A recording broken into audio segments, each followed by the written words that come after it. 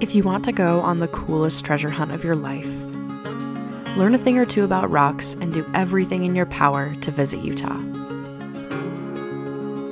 Or you can join me, a guide, naturalist, and former park ranger, as I show you some of the craziest treasures hidden in the desert.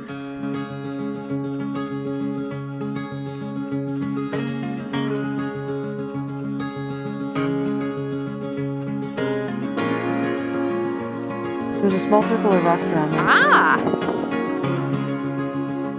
Well, let's do it. This is the water pocket fold, a monocline, basically a wrinkle in the Earth's crust that uplifted and exposed millions of years of sedimentary rock for us to enjoy. It also happens to contain a nearly complete record of the Mesozoic era. Essentially, this monocline goes through the history of the rise and extinction of dinosaurs.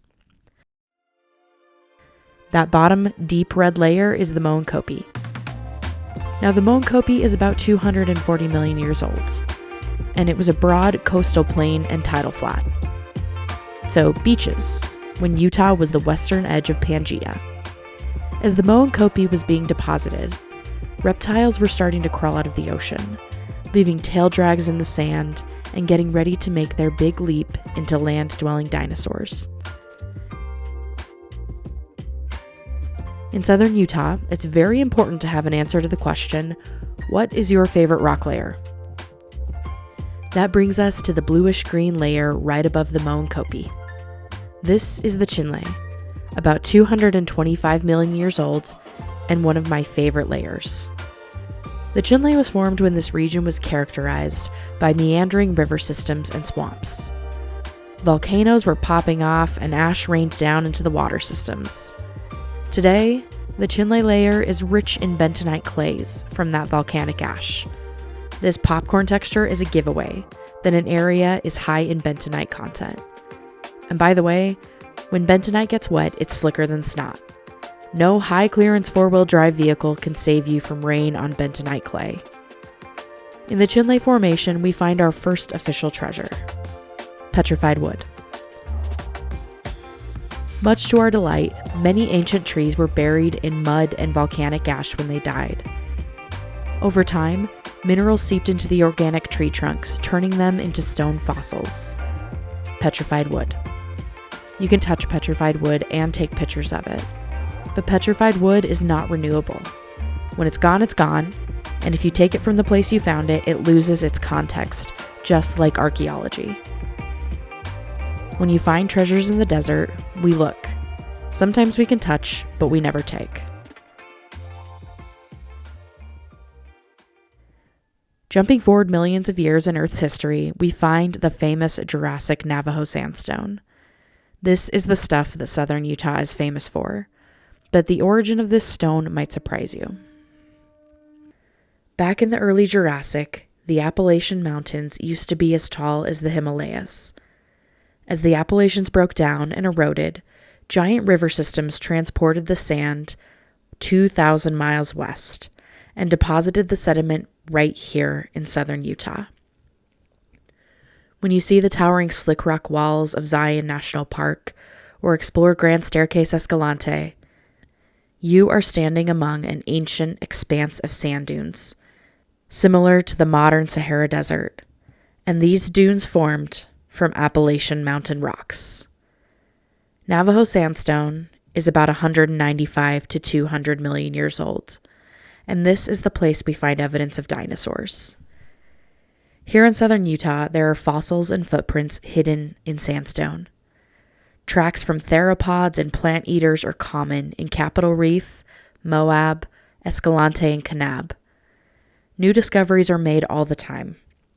In fact, if you see something that looks like a dinosaur footprint in the Navajo sandstone, it just might be. This is a timeless treasure in Earth's history, and the tracks will continue to erode over time. You can take photos of tracks, but please make sure you're respectful.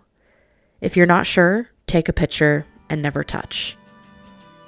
In the pale Navajo sandstone layers, there's another unexpected treasure that can be found sticking out of walls or lying on the ground. These are moqui marbles. Hi, I am out here in the land of the moqui marbles, and it is so freaking fun. Look what I'm finding. Oh, they're so cute.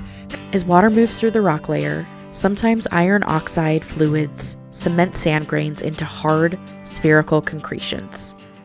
Typically, these marbles are round, but they can also look like flying saucers or flat plates.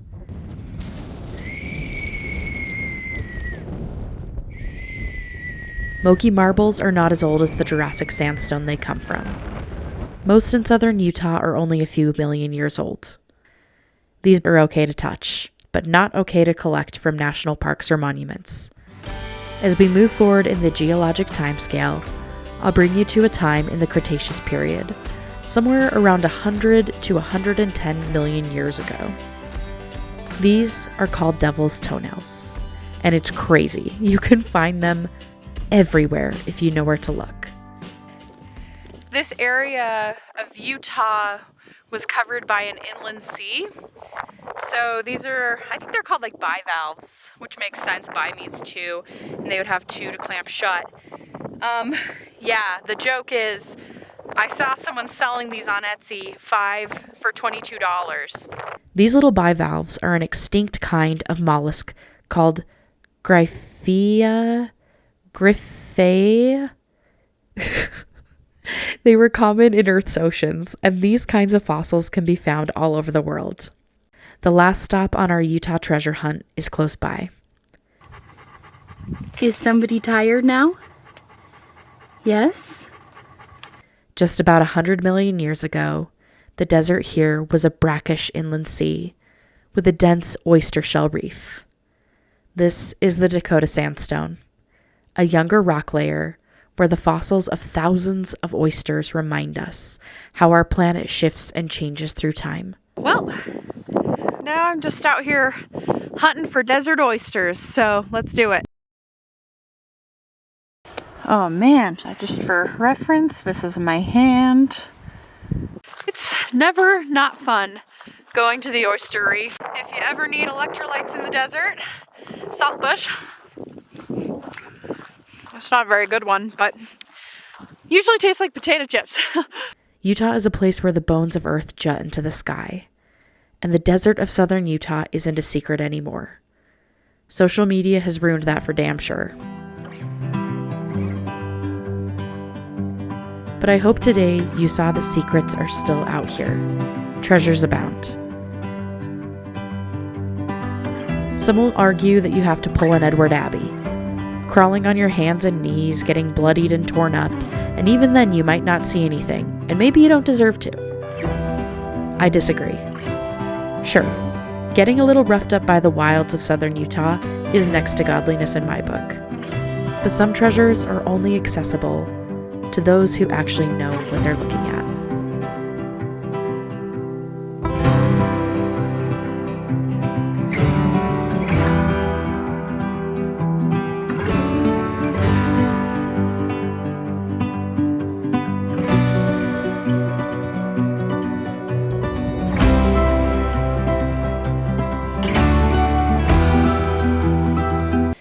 So these happen during flash floods. Mud and clay will kind of build into a ball and it'll get pushed downstream, and then all of these rocks will start to kind of snowball on it, and as soon as you touch them they break apart. But they are so cool. That was a huge one. Cool. They are just all over the place, and they only form in flash floods.